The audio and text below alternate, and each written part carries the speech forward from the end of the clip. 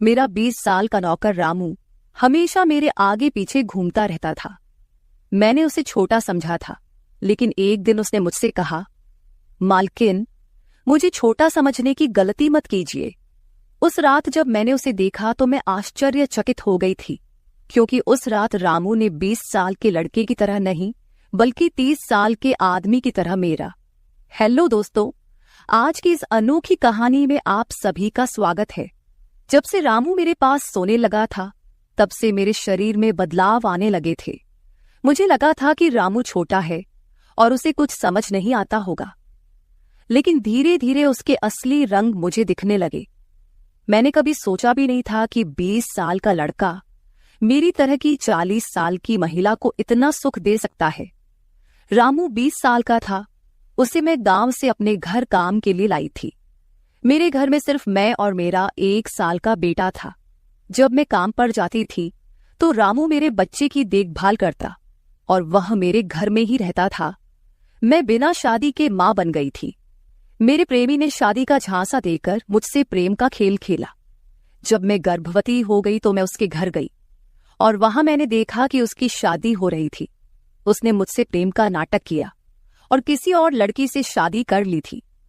मेरे पेट में पल रहे बच्चे को मारने का मेरा मन नहीं हुआ, और जब मैंने गर्भपात कराने का सोचा, तब तक समय निकल चुका था। मैं 5 महीने की गर्भवती हो चुकी थी। मेरे माता पिता ने मुझे और मेरे बच्चे को स्वीकारने से इनकार कर दिया। तब मैं अकेली रहने लगी। कई महीने पहले मैं अपने गांव गई थी, अपने दादा के 100वें जन्मदिन के लिए। मेरे दादा ने मुझे जन्मदिन का निमंत्रण भेजा था और इसलिए मैं गांव गई थी। मेरे बेटे को वहां सिर्फ मेरे दादा ने ही प्यार से गोद में लिया था। आरव उनके पास खेल रहा था। तभी ऑफिस से मेरा फोन आया और मैं कुछ देर के लिए फोन पर बात करने के लिए बाहर चली गई। जब मैं वापस आई तो मेरा आरव दादा के पास नहीं, बल्कि घर के एक नौकर के पास था। मैंने देखा कि आरव उस नौकर के पास अच्छे से खेल रहा था। मैंने अपने बच्चे को उस नौकर से लिया और वहां से जाने लगी। तभी उस नौकर ने मुझे रोका। वह कहने लगा, मालकिन, मुझे थोड़ी मदद चाहिए। मुझे पैसे की नहीं बल्कि काम की जरूरत है। उसने अपना परिचय दिया और कहा, मैं रामू हूं। मैं इस घर में गाय भैंस के गौशाले की सफाई का काम करता था, लेकिन अब बड़े साहब गाय भैंस बेचने की बात कर रहे हैं। अगर आपके पास कोई काम हो तो दीजिए। मुझे काम की बहुत जरूरत है। मेरे माता पिता भी मजदूरी करते हैं। मुझे काम की बहुत जरूरत है। तब मैंने कहा, मेरे बच्चे की देखभाल का काम है, लेकिन इसके लिए तुम्हें शहर चलना होगा।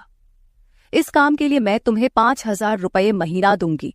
रामू मेरे साथ शहर आने के लिए तैयार हो गया। आरव उसके साथ अच्छे से रहता था और यह देखकर मैंने रामू को अपने घर लाने का फैसला किया। रामू तब से मेरे घर में ही रहने लगा।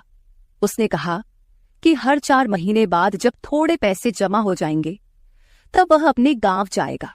रामू दिन भर मेरे बच्चे की अच्छे से देखभाल करता और घर के कामों में भी मेरी मदद करता। रामू को घर आए 1 महीना हो चुका था और इस 1 महीने में उसने मेरा दिल जीत लिया था। उसकी देखभाल से मेरे बेटे की सेहत भी सुधर गई थी। जो आरव मुझे परेशान करता था, अब वह रामू के हाथों से अच्छे से खाना खाता था। मैंने रामू को एक अलग कमरा दिया था। एक दिन रात में आरव बहुत रोने लगा। किसी भी तरह से वह शांत नहीं हो रहा था। बच्चे के रोने की आवाज सुनकर रामू मेरे कमरे में आया और उसने आरव को मुझसे ले लिया। रामू के पास जाते ही आरव शांत हो गया था। रात बहुत हो चुकी थी। आरव रामू को छोड़ नहीं रहा था, तो मैंने रामू को अपने कमरे में ही सोने के लिए कह दिया। सुबह जब मैं उठी तो आरव रामू से लिपटकर सो रहा था। उस रात के बाद से रामू आरव के लिए मेरे कमरे में सोने लगा। रामू के आने के बाद सब कुछ अच्छे से चल रहा था। रामू के काम से खुश होकर छुट्टी के दिन मैं उसे मॉल लेकर गई। वहां मैंने उसके लिए अच्छे कपड़े खरीदे और सैलून में जाकर उसकी नई हेयर स्टाइल बनवाई। रामू देखने में अच्छा था, लेकिन वह एकदम साधारण तरीके से रहता था। उस दिन मैंने उसका पूरा लुक ही बदल दिया था। उसे नए अंदाज में देखकर मैं भी उस पर विश्वास नहीं कर पा रही थी। कल तक जो एक साधारण सा नौकर था, वह इतना हैंडसम और स्मार्ट दिख सकता है, इसकी मैंने कल्पना भी नहीं की थी। मॉल से हम घर आए तो आरव आते ही सो गया था। मैंने उसे कमरे में बिस्तर पर सुला दिया और पानी पीने के लिए बाहर जाने लगी। तभी रामू मेरे लिए पानी लेकर आया। पानी पीकर मैंने गिलास रखा और रामू मुझे तब से ही एकटक देख रहा था। जैसे ही मैंने गिलास रखा उसने मुझे गले लगा लिया। कई सालों बाद किसी पुरुष ने मुझे गले लगाया था। मैंने उसे खुद से दूर किया। तब रामू ने कहा, मालकिन, आपकी वजह से आज पहली बार मैंने खुद से प्यार करना सीखा है। जिंदगी बहुत खूबसूरत है, बस इसे जीना आना चाहिए। आज आपने मेरा कायाकल्प करवा कर मुझ पर बहुत बड़ा उपकार किया है। मैं सच में बहुत अच्छा दिख रहा हूँ। रामू के चेहरे पर खुशी देखकर मैं भी खुश थी। अगले दिन से वह बहुत स्वच्छ और सलीके से रहने लगा था। वह 20 साल का था, लेकिन गांव का लड़का होने के कारण उसकी कद काठी अच्छी थी। वह घर में भी रोजाना कसरत करता था। उसकी लंबाई भी ठीक ठाक थी। मैंने उससे उसकी पढ़ाई के बारे में पूछा था, लेकिन उसने कहा कि अब उसका पढ़ाई से मन उठ गया है। हर सुबह ऑफिस जाने से पहले मैं अपने बच्चे को दुलार कर ऑफिस के लिए निकलती थी। आज जब मैं ऑफिस के लिए निकलने से पहले आरव को चूमने गई, तब वह रामू की गोद में था। अचानक आरव ने अपनी गर्दन घुमाई और मेरे होंठ रामू के गाल पर जा लगे। मुझे बहुत शर्मिंदगी महसूस हुई। मैंने उससे माफी मांगी और ऑफिस के लिए निकल गई। शाम को जब मैं घर आई, तब भी मैं रामू की आंखों में नजर नहीं मिला पा रही थी। रामू ने आरव को खाना खिलाकर सुला दिया था। फिर हम दोनों ने साथ में खाना खाया। खाना खत्म करने के बाद मैं अपने कमरे में गई। वहां मैं अपनी दवाइयां ले रही थी। मुझे माइग्रेन की समस्या थी, उसी की दवा मैं ले रही थी। दवा लेने के बाद भी मेरा सिर बहुत दर्द कर रहा था। मैं अपने कमरे में सिर पकड़कर बैठी हुई थी। कुछ देर बाद रामू कमरे में आया। मुझे इस हाल में देखकर उसने पूछा कि क्या हुआ। जैसे ही उसे पता चला कि मेरा सिर दर्द कर रहा है, उसने मेरे सिर की मालिश शुरू कर दी। रामू की मालिश से मुझे आराम मिल रहा था। धीरे धीरे मुझे गहरी नींद आने लगी। उस रात मुझे बहुत अच्छी नींद आई थी। अगले दिन हमारे ऑफिस में ट्रेडिशनल डे का फंक्शन था और इसके लिए मैंने गुजराती लुक अपनाने का फैसला किया। मैंने घाघरा पहन लिया था, लेकिन स्कर्ट का नॉट बांधने में मुझे दिक्कत हो रही थी। तब मैंने रामू को कमरे में बुलाया और उससे नॉट बांधने को कहा। नॉट बांधते समय उसका हाथ मेरी खुली पीठ पर से गुजर रहा था। मैंने उसे छोटा समझा था, इसलिए मैंने उसे यह काम करने के लिए कहा था। मेरे पास और कोई विकल्प भी नहीं था। तैयार होकर जब मैं जाने लगी, तो रामू ने मुझे रोका और अंदर से काजल लेकर आया। उसने मेरे कान के पीछे काजल लगाया और कहा, मालकिन, अब आपको किसी की नजर नहीं लगेगी। आप बहुत सुंदर लग रही हैं। उसकी बात सुनकर मैं हंसी और चलने लगी। उस दिन शाम को जब मैं घर आई, तो मेरे साथ मेरी एक सहेली और उसका प्रेमी भी आया। रामू ने आज बहुत अच्छा खाना बनाया था। मेरी सहेली प्रिया 4-5 दिन मेरे घर रुकने वाली थी। अगले 3 दिन उसका प्रेमी भी मेरे घर पर था। अगले दिन रात को रामू ने खाना बनाया और प्रिया और उसके प्रेमी को खाने के लिए बुलाया, लेकिन वे दोनों कमरे में ही ड्रिंक कर रहे थे।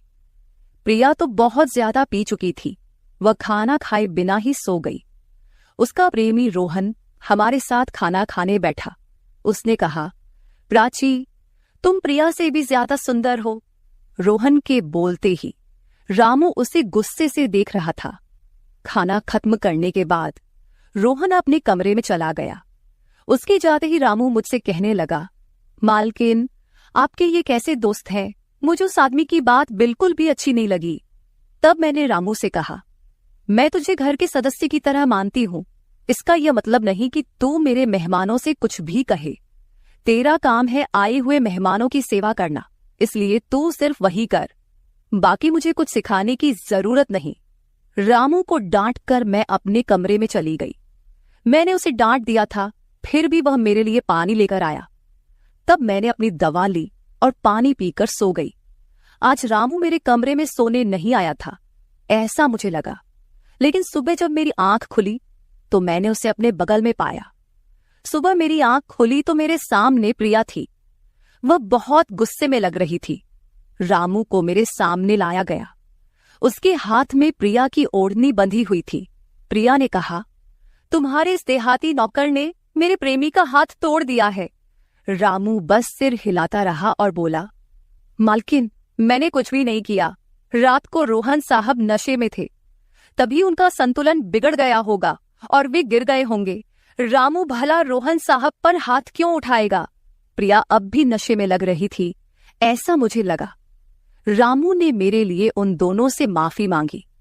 प्रिया और रोहन तभी वहां से चले गए। रामू मुझसे भी माफी मांगने लगा। मुझे पता था कि उसने कुछ नहीं किया था। आज मैंने छुट्टी ली थी क्योंकि कई दिनों से मैं बहुत व्यस्त थी। आज सोचा कि खुद के लिए थोड़ा समय निकालूं। नाश्ता करने के बाद मैं फिर से 1 घंटे के लिए सो गई। आरव भी मेरे साथ सो गया था। उठने के बाद मुझे 1 कप चाय की जरूरत महसूस हुई। मैं रामू को चाय बनाने के लिए पुकार रही थी, लेकिन उसकी तरफ से कोई जवाब नहीं आ रहा था। उसे ढूंढते ढूंढते मैं उसके कमरे में गई। वहां जाकर देखा कि रामू अभी अभी नहाकर बाथरूम से बाहर आया था। उसने शर्ट नहीं पहनी थी। मैंने पहली बार उसे इस तरह देखा। रामू का शरीर बेहद मजबूत था। उसका शरीर किसी योद्धा की तरह दिख रहा था। मैं उसे टकटकी लगाकर देख रही थी। मुझे उस वक्त कोई होश नहीं था। कई सालों बाद मैं किसी जवान पुरुष को इस तरह बिना कपड़ों के देख रही थी। मैं उसे टकटकी लगाए देख रही थी। तभी रामू ने मुझे आवाज दी। वह मेरे सामने शर्ट पहनकर खड़ा था, फिर भी मैं अपनी सुध-बुध खोए उसे देख रही थी। उसने मेरी आंखों के सामने चुटकी बजाई। तब मैं होश में आई और उससे कहा कि मेरे लिए चाय बना दे। आज घर में ही थोड़ा खुद का स्किन केयर करने का सोचा, इसलिए दोपहर के समय मैं अपने कमरे में अपना पार्लर चलाने लगी। उस समय मैंने शॉर्ट्स और गाउन पहन रखा था और मैं अपने पैरों का वैक्सिंग कर रही थी। वैक्सिंग करते समय गलती से मैंने थोड़ा ज्यादा गर्म वैक्स अपने पैर पर लगा लिया, जिससे जलन हुई और मेरे मुंह से तेज आवाज निकल गई। मेरी आवाज सुनकर रामू दौड़ता हुआ मेरे कमरे में आया। उसने मेरे जले हुए पैर को देखा। उसने मेरे पैर से गर्म वैक्स हटाया और वहां क्रीम लगा दी। उसके हाथ बार बार मेरे पैर पर अनजाने में फिर रहे थे और उस वक्त मेरे मन में जो भावनाएं उत्पन्न हो रही थीं, उन्हें व्यक्त करना मेरे लिए मुश्किल हो रहा था। रामू की नजर मुझ पर पड़ते ही मैं दर्द से कराह उठी। मुझे इस हालत में देखकर उसने कहा, बाई साहब, अब आप बस आराम से लेट जाइए। आपको जो भी करना है मुझे बताइए, मैं आपकी मदद कर दूंगा। मैंने उसे मेरे दूसरे पैर का वैक्सिंग करने को कहा। रामू ने जैसा मैंने बताया वैसा ही किया। उसने मेरे चेहरे की मसाज भी कर दी। उसके स्पर्श से मुझे बहुत आराम मिला। आज का छुट्टी का दिन मेरे लिए आरामदायक बीता। रामू में हर गुण भरा हुआ था। वह किसी भी काम में पीछे नहीं था। आज रात मैंने उसे मेरे कमरे में सोने के लिए मना कर दिया। दिन भर मैं घर में नहीं होती, कम से कम रात को तो मुझे मेरे बच्चे के साथ अकेले समय बिताना चाहिए। हर बार रामू का आना मुझे पसंद नहीं था, इसलिए मैंने उसे कमरे में सोने के लिए मना कर दिया। इस तरह दिन बीतने लगे। कुछ दिनों तक रामू के बिना आरव रात को सो नहीं पाता था, लेकिन धीरे धीरे उसने रोना बंद कर दिया। मुझे अपने अंदर कुछ बदलाव महसूस होने लगे थे। सुबह उठते ही मेरा शरीर बहुत दुखने लगता था। अचानक ये सब क्यों हो रहा है, समझ नहीं आ रहा था। कुछ दिनों में मेरी शारीरिक पीड़ा इतनी बढ़ गई कि मुझे बिस्तर से उठने की भी इच्छा नहीं होती थी। तब मैंने ऑफिस से 1 हफ्ते की छुट्टी ले ली। कुछ दिनों आराम किया, शायद थोड़ा ठीक हो जाऊं। अब पूरा वक्त आरव रामू के साथ रहता था। जब उसे भूख लगती तो वह बीच बीच में मेरे पास आ जाता। आज मैं अपनी कमर पकड़कर बैठी थी। रात को रामू पानी लेकर मेरे कमरे में आया। मेरी कमर पर हाथ देखकर उसने समझ लिया कि मुझे बहुत तकलीफ हो रही है। रामू ने कहा, बाई साहब, अगर आपको कोई आपत्ति ना हो तो मैं आपकी कमर की मालिश कर देता हूं। मेरी कमर इतनी दुख रही थी कि मैंने उसकी मालिश के लिए हाँ कर दी, लेकिन उससे पहले मैंने अपने कमरे की लाइट बंद कर दी। छोटे 0 बल्ब की रोशनी में मेरी कमर उसे नहीं दिखेगी, इसलिए मैंने कमरे की बड़ी लाइट बंद करके 0 बल्ब जला दिया। वह जब मालिश कर रहा था मुझे बहुत आराम मिल रहा था। मालिश करने से मेरी पीड़ा जैसे झट से गायब हो गई थी। मालिश करते समय रामू ने मुझसे पूछा, बाई साहब, आपको आरव के पिता की कभी याद नहीं आती? आप इतनी सुंदर और जवान होकर भी अभी तक अकेली क्यों हैं? उसके सवाल का मेरे पास कोई सही उत्तर नहीं था। मैंने उससे कहा कि शायद तुम्हारे सवाल का उत्तर मेरे पास नहीं है। उस सवाल पर वहीं विराम लग गया। रामू की मालिश से मुझे अच्छी नींद आ गई थी। अगले 2 दिन बाद वह तारीख थी जब मैंने अपने प्रेमी से मुलाकात की थी। आखिर वह दिन आ ही गया। उस दिन मैंने दिन भर अपने मन को किसी न किसी काम में व्यस्त रखने की कोशिश की, लेकिन रात के अंधेरे में मुझे अपने प्रेमी की बहुत याद आ रही थी। आज वह मेरे साथ नहीं था, लेकिन वह मेरे बच्चे का पिता था। आरव को देखकर मुझे रोज उसकी याद आती थी और आज मैं अपनी भावनाओं को छुपा नहीं पाई। मैं अपने कमरे में जोर जोर से रोने लगी। आरव पास में सो रहा था, इसका भी मुझे ध्यान नहीं रहा। मैंने आज अपनी दवाइयां भी नहीं ली थीं। रामू पानी लेकर मेरे कमरे में आया। मुझे रोते हुए देखकर उसने मुझे पानी पिलाया। जब मैं शांत हुई तो उसने मुझे दवाइयां दी। मेरे रोने की आवाज से आरव हल्का हिलने लगा। वह जाग न जाए, इसलिए रामू मुझे अपने कमरे में ले गया। वहां जाकर मैंने उसे कसकर गले लगा लिया। ऐसा लग रहा था कि मैंने अपना होश खो दिया था। मेरा रोने का कारण सुनकर रामू भी शांत हो गया था। वह लगातार मेरे आंसू पोंछ रहा था। रोते रोते मैंने उसका कंधा पकड़ लिया। धीरे धीरे मैंने उसे और करीब खींच लिया। मैंने उससे कहा, रामू, आज की रात मैं तुम्हारे साथ बिताना चाहती हूं। तब रामू ने कहा, भाई साहब, मैं अभी छोटा हूं, मुझे कुछ भी नहीं आएगा। उसकी बात सुनकर मैंने उसे और पास खींच लिया। उस रात मैं उसके कमरे में थी, लेकिन सुबह जब मैं उठी तो वह मेरे पास नहीं था। उसकी शर्ट वहीं पड़ी हुई थी। जब मैं बाहर गई तो मैंने देखा कि रामू मेरे बच्चे को दूध और बिस्किट खिला रहा था। मुझे आरव का ख्याल नहीं आया था, लेकिन रामू ने नहीं भुलाया। उसने हम दोनों माँ बेटे को खुश कर दिया था। रात की थकान के बाद मैं सुबह देर से उठी थी। दिन भर रामू ने मुझसे नजरें नहीं मिलाईं।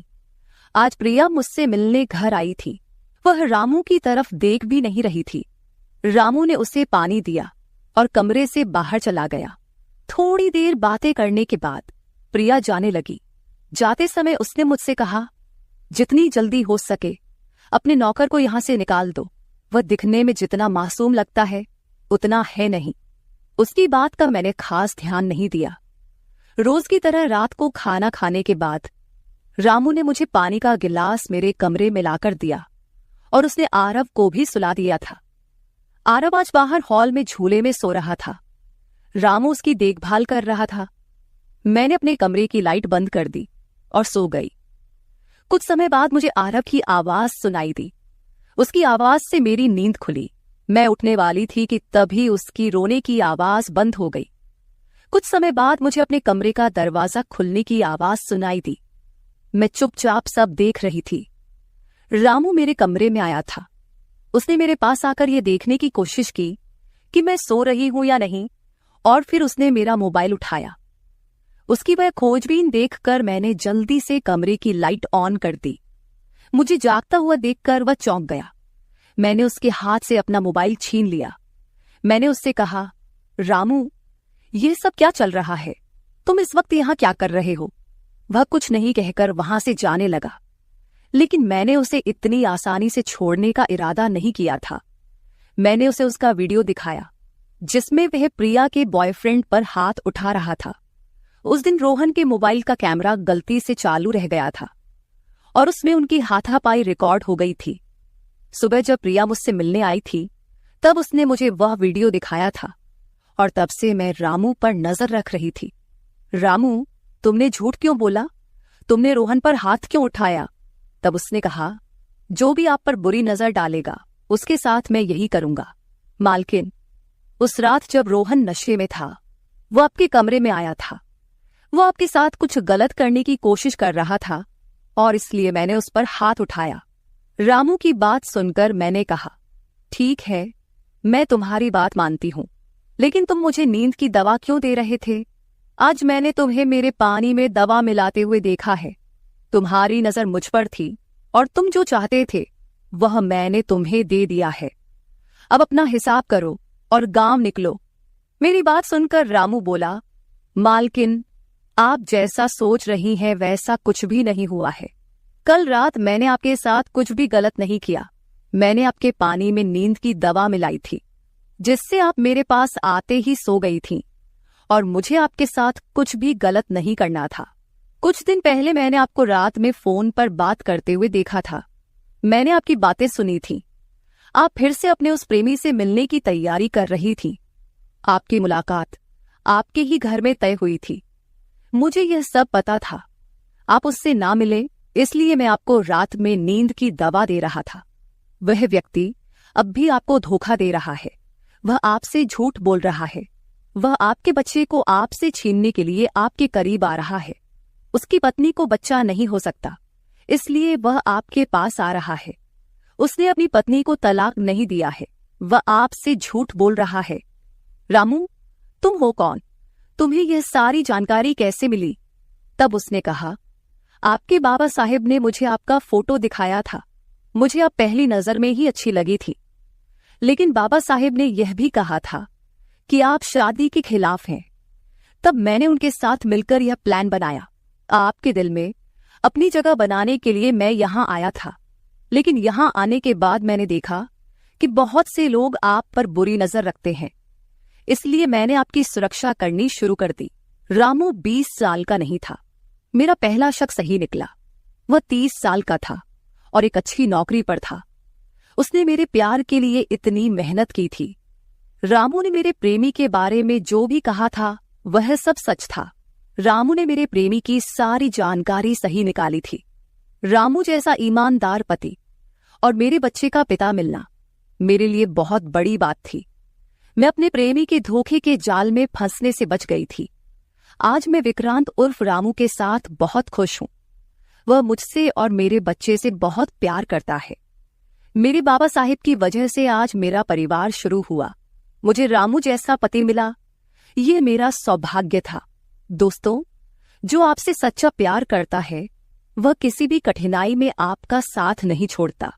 रिश्ते निभाने वाले को किसी वजह की जरूरत नहीं होती, और रिश्ते तोड़ने वालों के लिए एक बहाना भी काफी होता है। तो दोस्तों, ये थी हमारी आज की छोटी सी कहानी। आपको ये कहानी कैसी लगी कमेंट करके जरूर बताएं। अगर आप ऐसी ही और भी इंटरेस्टिंग कहानियां सुनना चाहते हो तो चैनल को सब्सक्राइब जरूर कर ले और बेल नोटिफिकेशन ऑन कर ले, ताकि आपको मेरी आने वाली हर वीडियो समय से मिल सके। कल मिलेंगे एक और वीडियो के साथ। धन्यवाद।